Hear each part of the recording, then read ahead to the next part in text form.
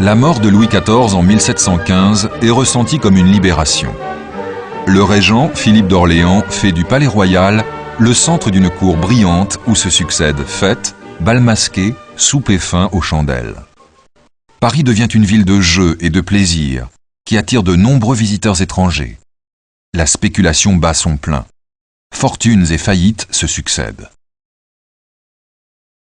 Mais Paris est surtout la capitale européenne des Lumières. Sous le règne de Louis XV, les salons retrouvent leur éclat. On y critique, on y discute philosophie, littérature et sciences en dégustant du chocolat chaud. Dans les cafés, on philosophe et on commente avec ardeur les dernières nouvelles. À la veille de la Révolution, galeries et jardins du Palais Royal deviennent le lieu des élégances parisiennes, des plaisirs et du bouillonnement des idées.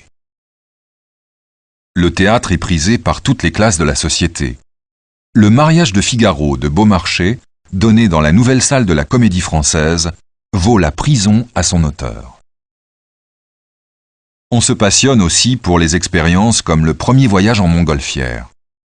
Sous la direction de Diderot et d'Alembert, l'encyclopédie est achevée en 1772. Paris, qui depuis le XIIIe siècle était la plus grande ville d'Europe, est dépassée par Londres au début du XVIIIe siècle. La population croît plus lentement qu'au siècle précédent, passant de 500 000 habitants en 1700 à 600 000 à la veille de la Révolution.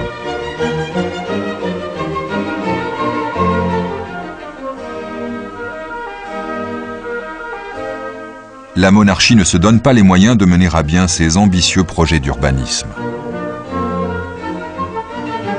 Mais l'expansion vers l'ouest se poursuit à l'initiative d'investisseurs privés. La grande bourgeoisie d'affaires et la noblesse délaissent les quartiers surpeuplés et insalubres du centre de Paris au profit du faubourg Saint-Honoré et du faubourg Saint-Germain. De grandes réalisations royales marquent le siècle. L'école militaire et l'église Sainte-Geneviève, futur Panthéon. La place Louis XV, qui deviendra place de la Concorde, est un hommage de la ville à son monarque.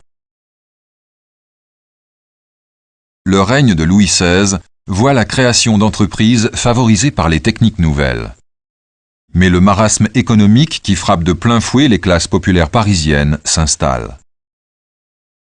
L'approvisionnement en grains, soumis aux caprices climatiques, est en plus l'objet d'une intense spéculation.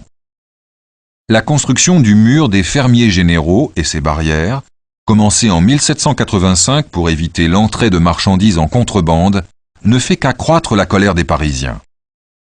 Au printemps 1789, l'élection des députés aux États généraux met Paris en effervescence.